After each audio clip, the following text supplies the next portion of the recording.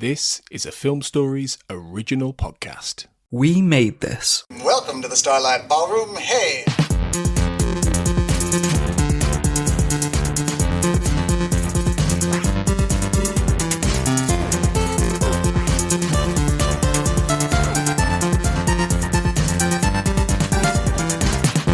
Hello and welcome to Shipwrecked and Comatose, the podcast about Red Dwarf here on the We Made This podcast network.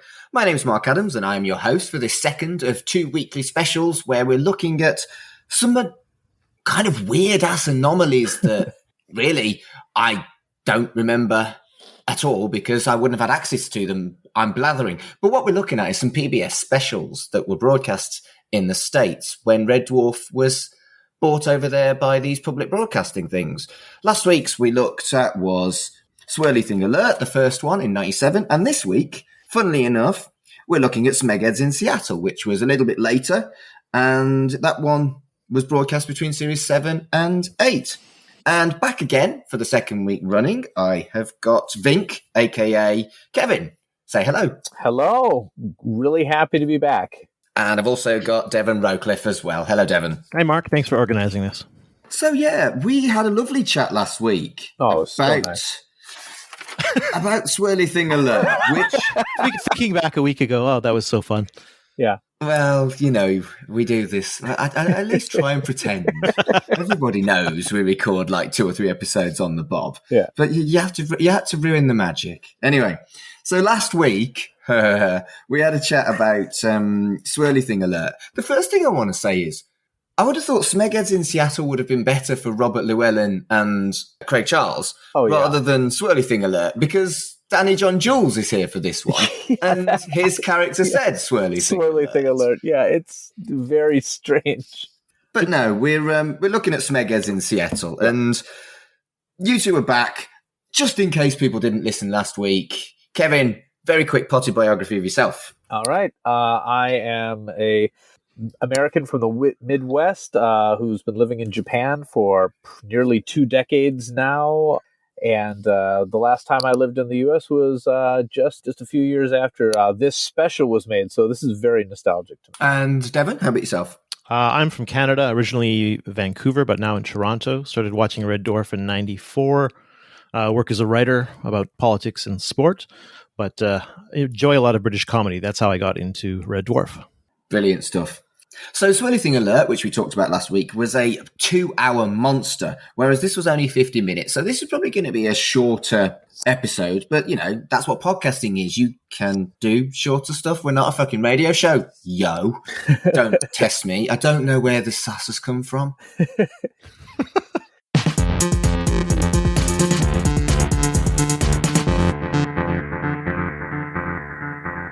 Yeah, so let's talk about Smegheads in Seattle. Like I said, it was broadcast between Series 7 and Series 8. It had Craig Charles and Danny John Jules going over to the States to do some promo work and some interviews in a similar vein to what Robert Llewellyn and Craig Charles did on the previous episode. And the first thing I noted was the music was just... What? Go into detail for us, Mark. Yeah. Just, I mean, obviously these things are dated, but yeah. Oh dear. I think it was dated then, surely. Royalty free. Oh, is that what you think it is? Oh, yeah. Do you think it was as... So, you know, when it comes to podcasting, I either ask Colin...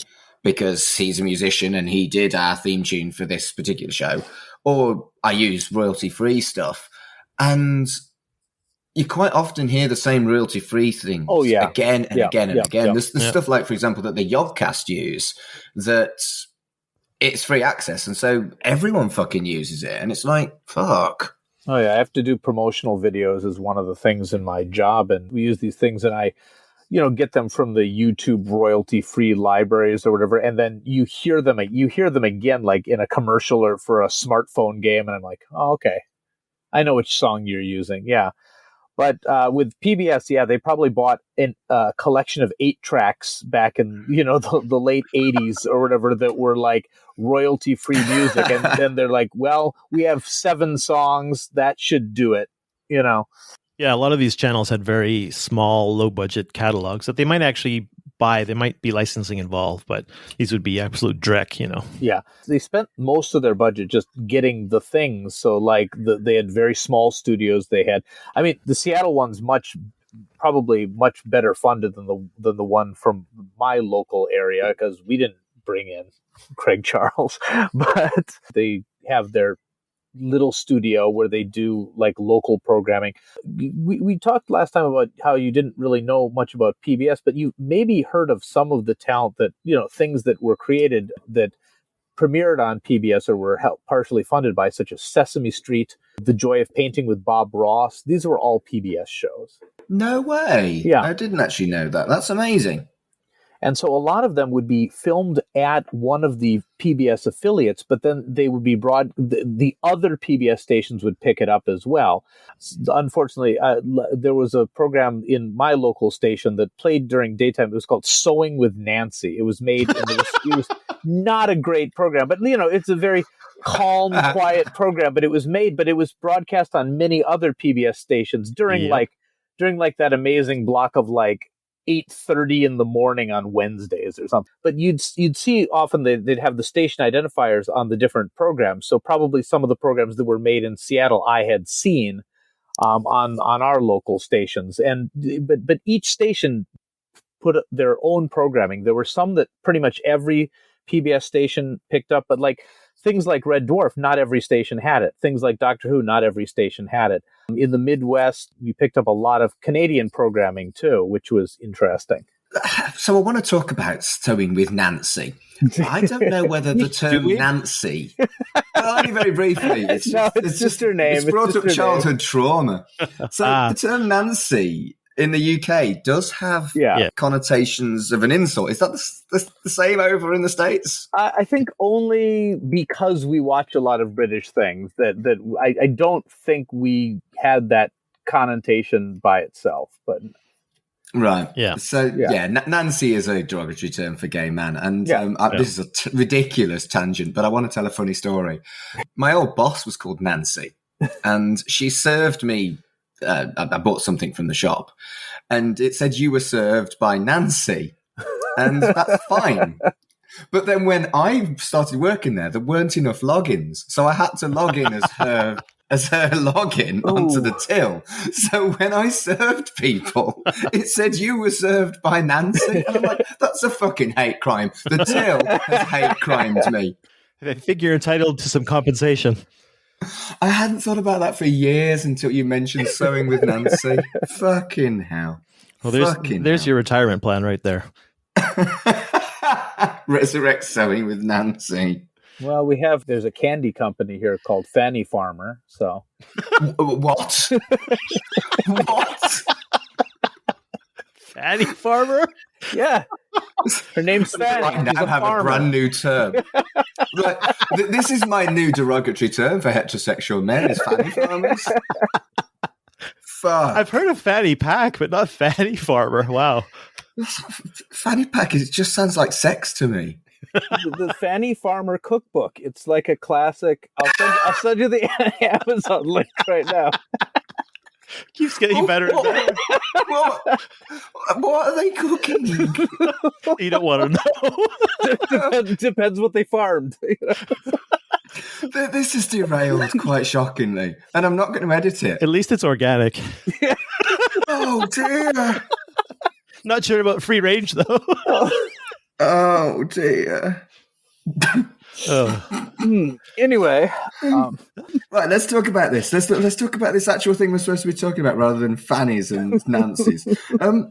Ken Vincent, was he ever famous in the States? No, not familiar with the name. Okay, he did the. Sorry if I'm stealing your thunder here, but he did some of the interviews in both of these episodes, and he seemed very awkward in the first. 1 year ago, the Sorley thing alert. He seemed very awkward, but he was a lot more comfortable in this one a year later. Okay, he was that guy. Okay, that's why I'm asking, is because he'd clearly improved, and we saw what's his face, Joel McHale, in the previous one as well. Yeah. And I wondered whether he was also famous, but he's just not. I've literally never heard of him outside of these Red Dwarf interviews. I've never seen him in any other KCTS production, so maybe he just escaped my radar, but yeah, definitely not famous. But I don't know about you, and I don't know whether I'm blaming Ken Vincent or not for this, but it felt like Craig and Danny weren't as good as an interviewee combo as Craig totally and agree. Robert, because they just talked over each other constantly. Yeah. Mm-hmm. And it was quite jarring to watch them as like a duo in this, whereas I thought that there was a really good chemistry between Robert Llewellyn and Craig Charles, whereas this just felt like two drunks just trying to get one up on each other in a lot of ways. Well, they literally were in the past, weren't they? When they were filming the early series, the two of them would go out clubbing until about 5 a.m. or something like that. So I think they're used to finishing each other's sentences and interrupting each other, but that didn't make for the greatest audio in a television special, did it? No. It really didn't to me, no. I thought the chemistry of Robert and Craig was much better, and as you said, as interviewers, I mean, they seemed like they were having a lot of fun. Yeah, it seemed like a lad's day out rather than a promotional tour piece. Whereas it did feel a little bit like, they were clearly friends in the previous one with Robert and Craig, and also this felt like it was on a even smaller budget. It was half the length. They didn't have them going out and doing interesting things. I think it kind of reflected how Red Dwarf was fading as well, because let's be blunt, Series 7 and 8 were not as good as Series 5 and 6. And I think the viewing figures had dwindled a little.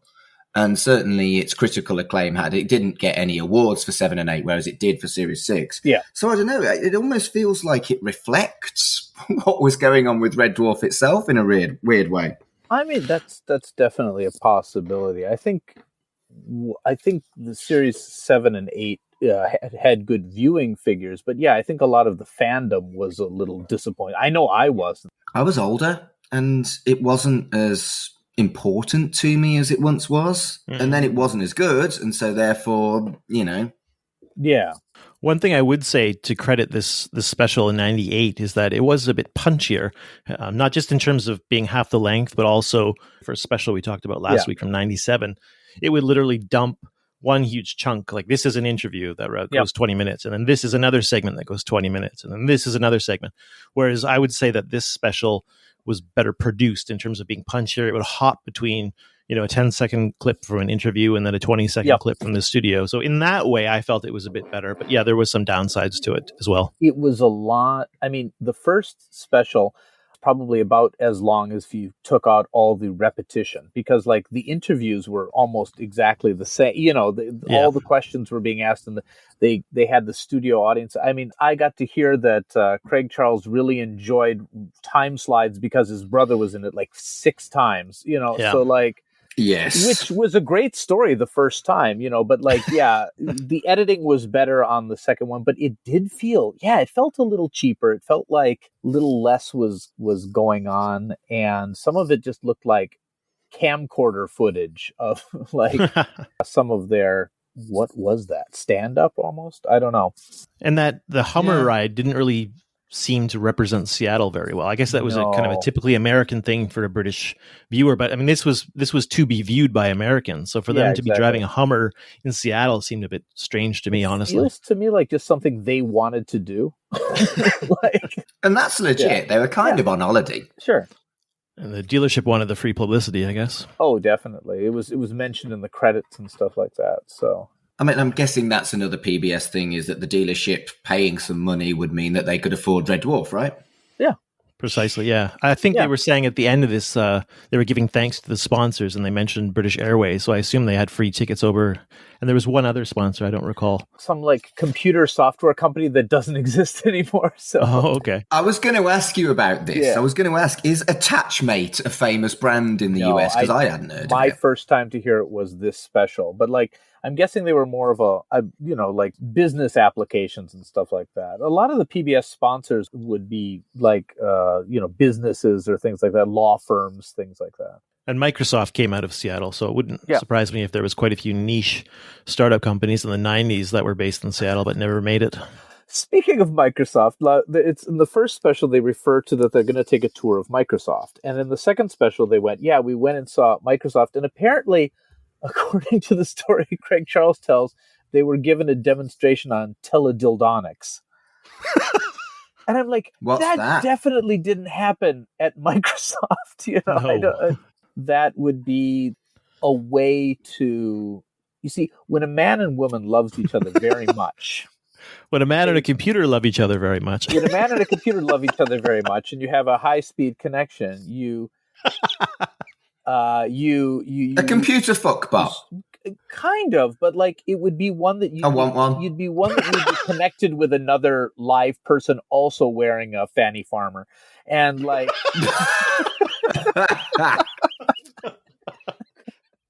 Oh, I'm sorry.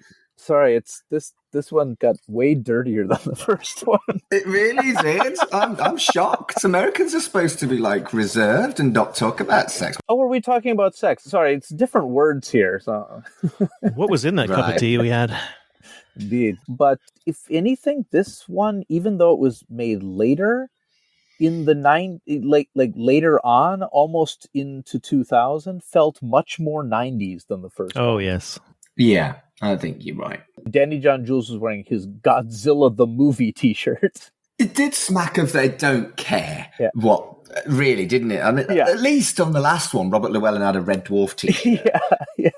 Yeah, it was funny. But in terms of the 90s content, it was amusing to hear Craig Charles crack a joke during his stand-up routine about the time it takes to download a naughty photograph. Yeah. I was either from the very early internet or pre-internet when you had to use a modem. And of course, he was cracking gags about the Bill Clinton sex scandal as well. I was going to say tons of Bill Clinton jokes in there, and then Craig Charles was singing an R. Kelly song. I mean, that triggered me. I was like, oh, But this would have been like the year after Space Jam. But I mean, it was so 90s. They went to a Seinfeld viewing party. Now, I was going to ask you, Seinfeld doesn't seem like it was a big thing in the UK. I've heard of it. I've never watched it. But like, it was the biggest thing. Like the last episode of that being shown, like shops were shut down. Like it was huge thing. You know, the funny thing is, if you look at the ratings for Seinfeld over the seasons or the series, it didn't go up that much. I think it was just a really good marketing stunt to say, oh, it's the last episode, and everyone got sucked in. I think so. I mean, it was definitely a popular show during it. Oh, yeah. But for our purposes, it dates it lets us know exactly when this was filmed. That would have been May 1998. Yep. Just the fact that they got kind of like dragged along to like a lobster eating Seinfeld viewing party. It's just like, what is going on here? Craig Charles is sitting beside some baby, some nonplussed baby, watching him try to eat lobster, trying to crack the lobster with his teeth, break his molars in half. Like, what is going on here? Yeah, it screamed low budget, didn't it? So there was a lot of very similar stuff, really, to the previous one, to Swirly Thing Alert. Oh, yeah. And one thing that stayed consistent was that there were a lot of questions that weren't really appropriate for actors that should have been directed at crew members. Definitely.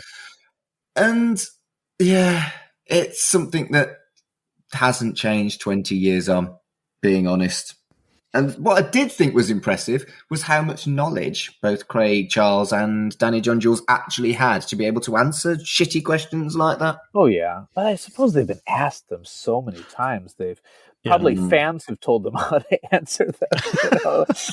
Probably not far from the truth. Someone will tell you something that does have the kind of obsessive fan knowledge. And you retain that. It's useful, isn't it? Oh, definitely. And they responded well in terms of if they didn't know, they would turn it into some kind of a joke and just make a laugh out of it. So I thought they handled some of the more obscure questions well. Oh, yeah. And I really did think that you're right, that they clearly knew how to work a convention audience, which not everybody does. Yeah. Yeah, it's a difficult skill. And obviously they'd been to a few in the UK by this point. So, yeah. And a few in the US. They refer to that they went to AngloCon, I guess. And so, again, there were bits and bobs that I learned, but a lot of it is kind of public knowledge now because, we live in a world where we have the internet. I don't know.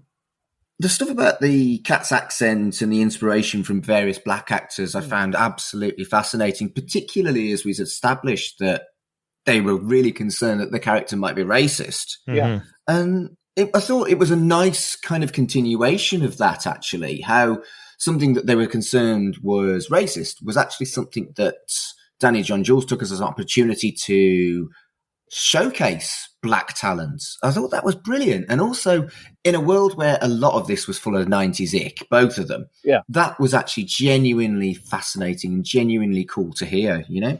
Mm-hmm. Oh, yeah. I thought so, too. I assume that the inspiration for the voices, both for Robert and Danny, came from those individual actors' choices. I'm not sure how much Grant Naylor would have had influence in that in terms of why don't you borrow from this and borrow from that. But I assume it was primarily the actors who were thinking of who to use. And I mean, you know, with Danny's stage background and things like that, I mean, there's a very similar voice that he uses. If you've ever watched the movie Labyrinth, Jim Henson movie, I love. He Labyrinth. voices two of the Fireys, those the creatures that like remove their heads or whatever, and he's got a very cat voice right there. It's like, no, it's no fun if you don't remove your head. So like that voice seems to already be, you know, something he's used, and he's just dialed it up a notch to be the cat. What year was that movie from? 87. Oh, okay. We've genuinely discussed whether or not that's too tenuous a link to be able to look at Labyrinth, because all of us really fucking love Labyrinth. Yeah. So watch this space. My favorite movie. I have multiple copies of it on my shelf. The threat of more specials.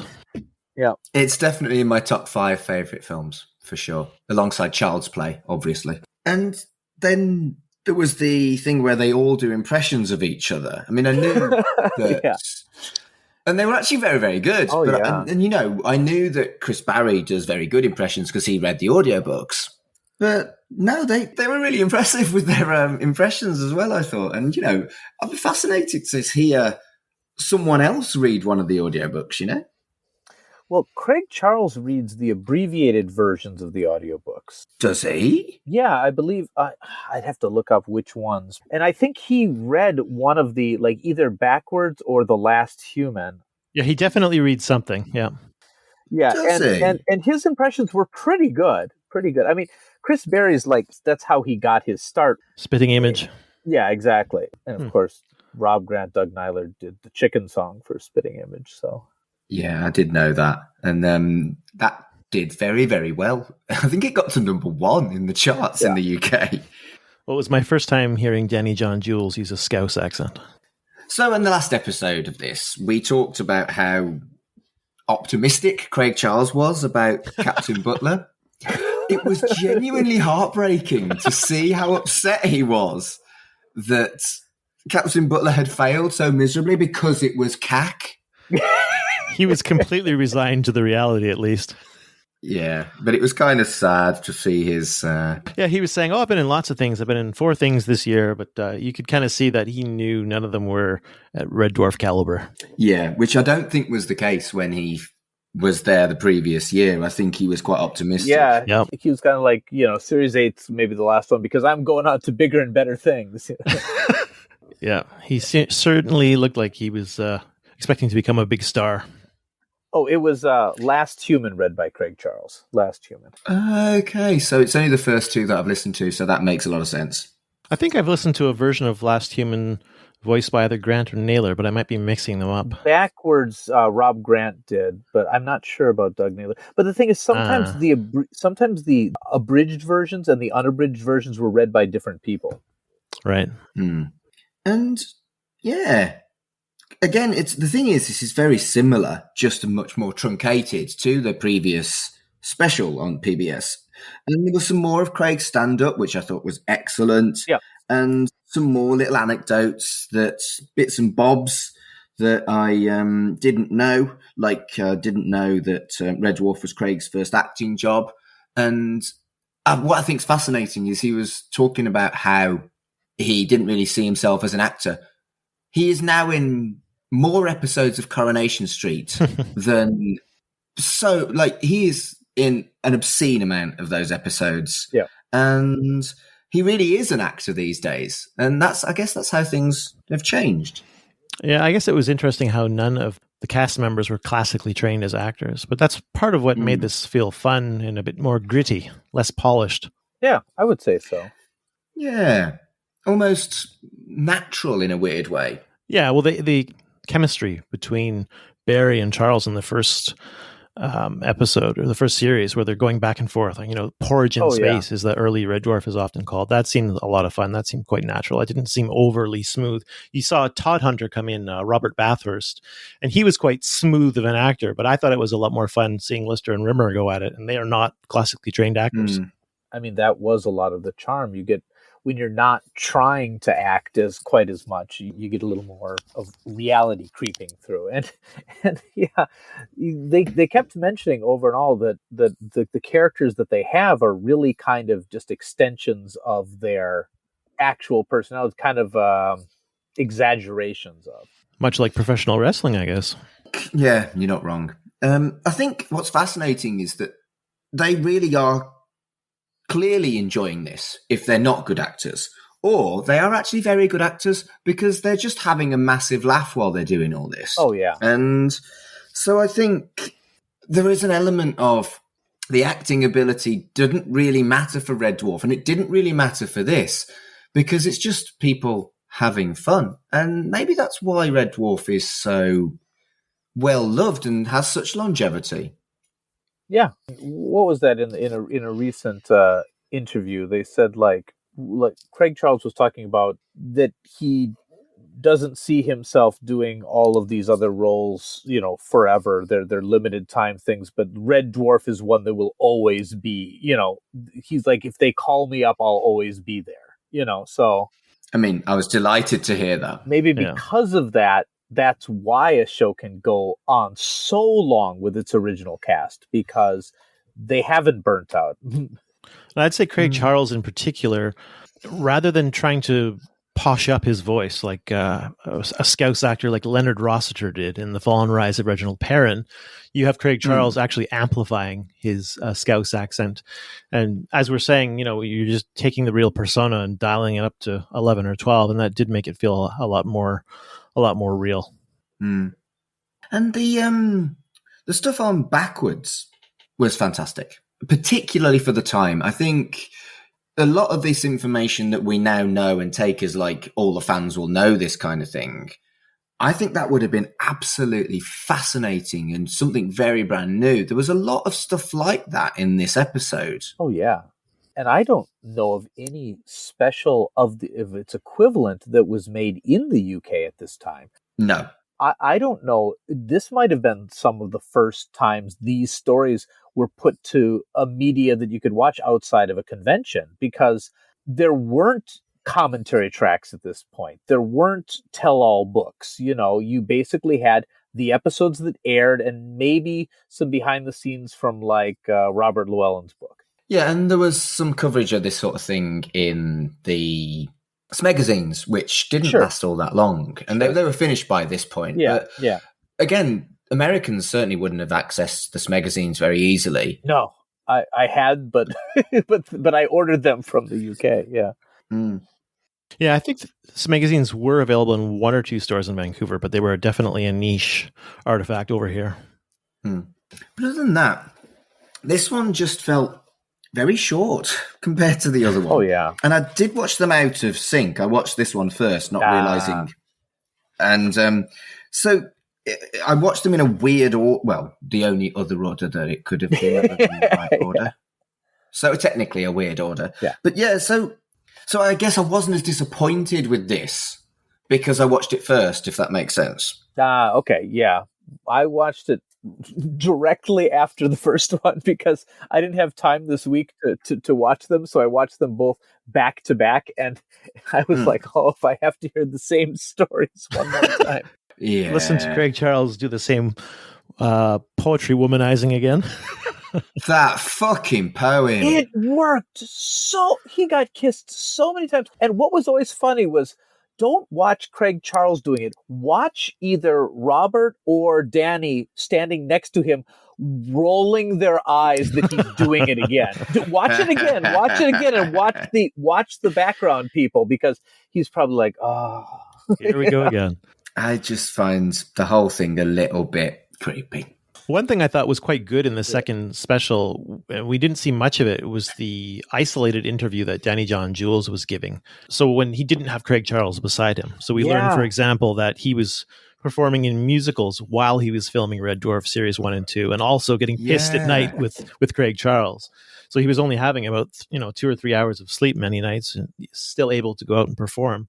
But that was a really interesting interview where it almost felt like he didn't have to. It wasn't the lad's day out sort of interview that it was when Craig was beside him. It was a lot more serious. He wasn't competing with anyone. Yeah.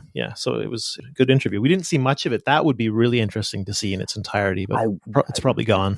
Well, you never know. Again, a lot of people taped these pledge drives because it was a good way to tape a bunch of shows in order. So I bet the tapes exist somewhere. It's just whether the people have the motivation to digitize that stuff.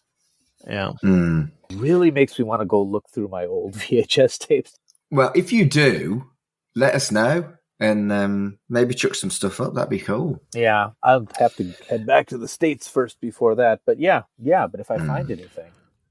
It was also interesting to learn how Robert Llewellyn would be the first one in and the last one out for makeup. So the other cast members would sit down for their makeup, and they'd observe Robert, and they could tell if he was cranky or chirpy, what kind of a day he would have based on that.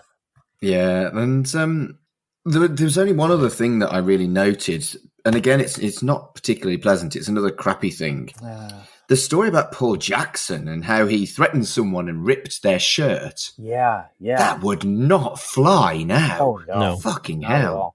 If you watch any of like the commentaries or whatever, or Paul Jackson seemed to be quite, the commanding influence on the set. So yeah, they've all got stories about him. Yeah, he was so prominent in comedy that he could get away with literally anything back then, I assume. Yeah.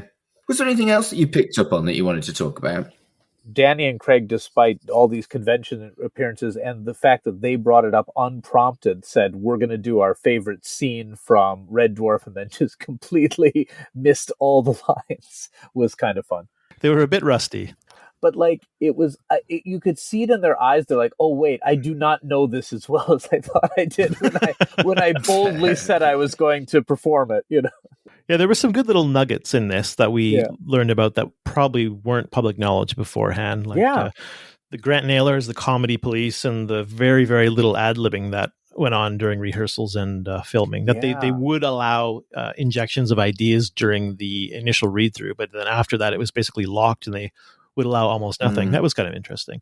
And stuff like Craig Charles mentioning that he had an episode idea where Crichton becomes human and the rest become androids. And which kind, I mean, that I'm led to believe it happens in a strange way.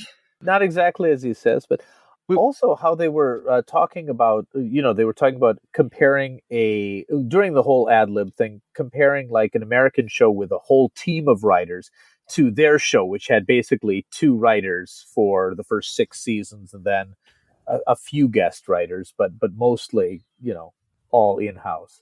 They were pretty scathing, weren't they? Yeah. Mm-hmm. I think they were fair when they said that it does work sometimes, but it doesn't work for something like Red Dwarf being converted. Yeah. And there's a lot of shows that have struggled like Red Dwarf did when they were looking at doing a remake in the States. Oh, yeah. I can only really think of The Office that's done really well. I mean, All in the Family is probably the most famous one that came from a British show. And then Sanford and Son came from Steptoe and Son. There's some that did fairly well, but like in recent times, not really. The Office, yeah, The Office. Yeah, I think Odd Couple was another one, if I'm not mistaken. Really? Is it? I think it might have a different name in the UK. I'm not quite sure, but yeah, there aren't that many, and most of these shows that did cross the pond successfully were in previous decades. Yeah, I mean, they tried so many of them. There was a U.S. version of Coupling. There was a U.S. version of Men Behaving Badly. There's a U.S. version of... Wasn't Coupling a ripoff of Friends, though? Yeah. And so the U.S. tried to rip off the ripoff. Okay. Yeah. Wow. Back and forth it goes. That's what we do. Do you know how many Spider-Men we have? A lot. We have a lot of Spider-Men. So It's true. It's true. Well, I learned that Chris Berry had a fear of flying. That was news to me. yeah, Yeah. I wonder if that's why he didn't go to the convention that I signed up for. Maybe. Yeah, it's a possibility. When I heard of that, I immediately thought of the Tomb Raider movie that he would have filmed in Hollywood. Yeah, I guess he got better. Yeah. Yeah, I think he said he was doing a documentary about engineering or something, which sounds more like a Robert Llewellyn thing to do. But apparently he had to fly for that documentary, and that's when he got over the aerophobia, as it's called. Very interesting. I mean, just in general, these specials were just fascinating. They really were, and I'm glad we've done it. I don't think I'm ever going to watch them again. Oh, no. But I think as a one-off, I think they were great fun to watch. And there were some little tidbits that even now was stuff I didn't know about Red Dwarf. And in this day and age with the internet, we know so many of these little facts and figures. So to look back at something 20 plus years ago and to learn something new is interesting. Would you recommend that people watch them if they haven't already watched them before this? Kevin? Yes, I would, but not before you've watched like all the main things. Do you know what I mean? Like, Yeah. I feel like there's value to them, but I wouldn't recommend them over many other things. That seems fair. For me, since I've watched all of Red Dwarf and quite a bit of the special features from various things and a lot of strange videos like the tongue-tied video and its making of and stuff like that, for me, there's very little new information, but the fact that there was some at all was the most surprising thing.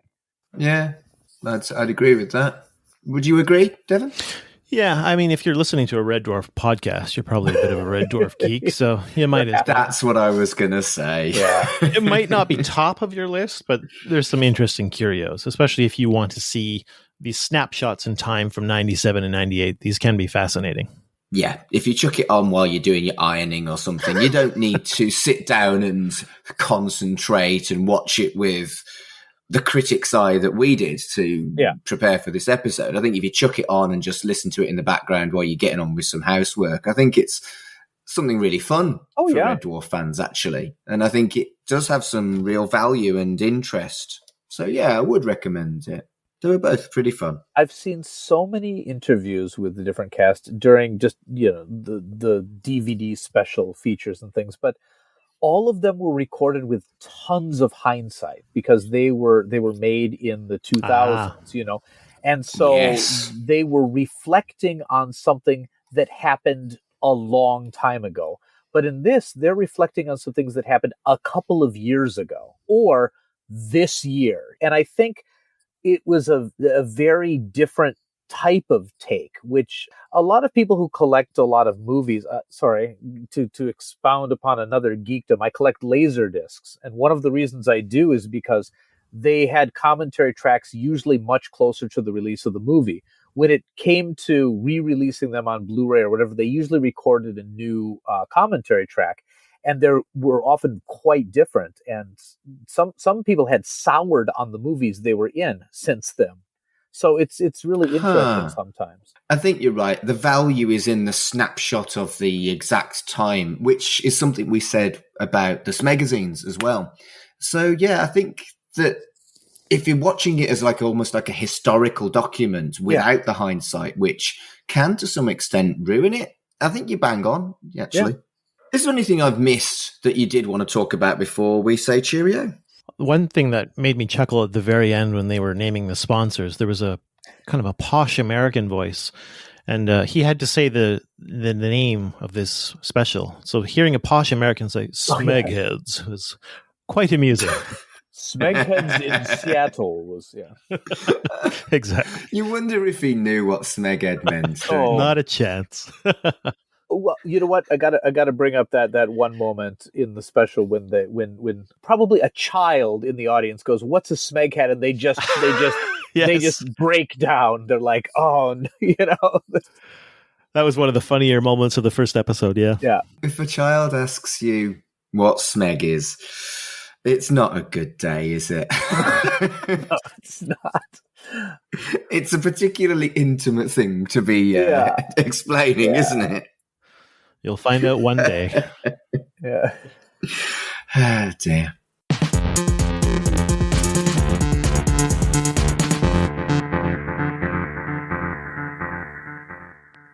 So, gentlemen, it has been a pleasure having you back on for these last couple of episodes.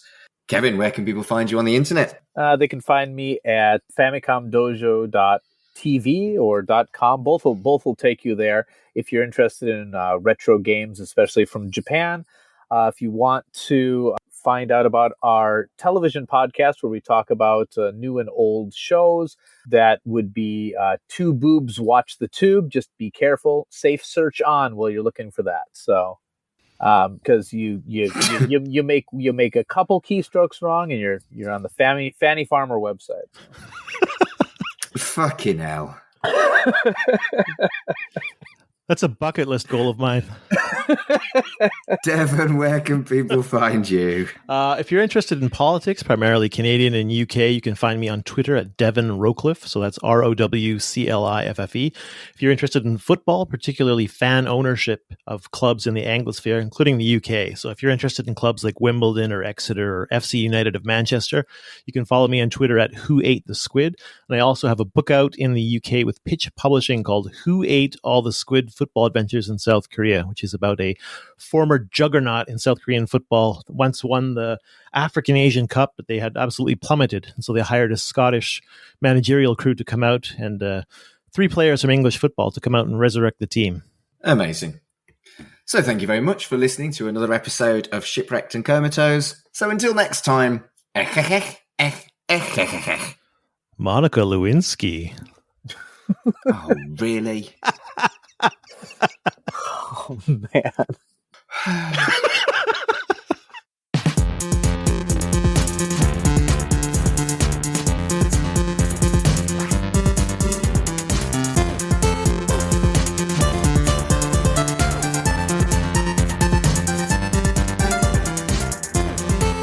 Shipwrecked and Comatose, a Red Dwarf podcast, was created and produced by Mark Adams and Kurt North.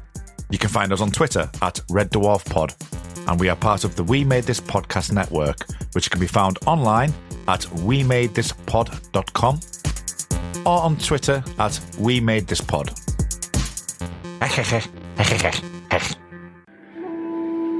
If I asked you to think about Japanese movies, what do you picture? Anime, no doubt. You think of the beautifully rendered works of Studio Ghibli. Maybe you picture Godzilla and his coterie of city-ravaging kaiju. Perhaps you see Toshido Mifune wandering the countryside and armed with only his wit and his blade. And I know you're trying not to think about the pale-faced ghost with long hair and creepy noises. And maybe you're a fan of the exploitation type of cinema, where schoolgirls wield chainsaws and machine guns with abandon.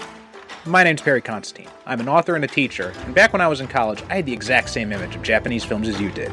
It was my love and interest in these movies that led me to move to Japan. Now, almost 20 years later, I'm still here, and teaching classes about Japanese film. What I've learned in that time is that Japanese movies are so much more diverse than just anime or kaiju or samurai. Sure, those movies are fun, but by exploring the wide range of Japanese cinema, there's so much we can learn about Japanese history, society, and culture. That's why I started Japan on Film. In each episode, I'm joined by a different guest to help me spotlight just some of these excellent movies. We'll be watching the good, the bad, the popular, and the bizarre. Come along with us on a journey into the wide, wonderful, and sometimes very weird world of Japanese cinema. Listen to the Japan on Film podcast on Apple Podcasts, Spotify, or wherever you get your podcasts, and visit our website, japanonfilm.com.